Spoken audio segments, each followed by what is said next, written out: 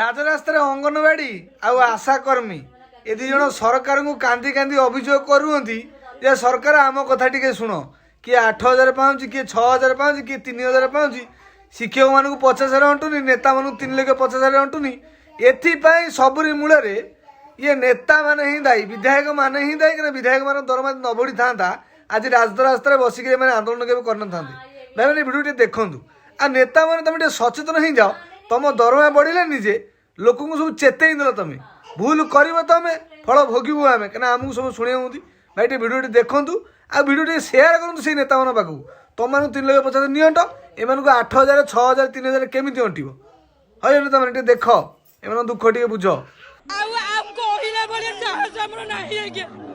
8,000 ଟଙ୍କାର ପରିବାର ସହିତ ଚଳିବା ବହୁତ କଷ୍ଟ ହଉଛି ଆଜ୍ଞା।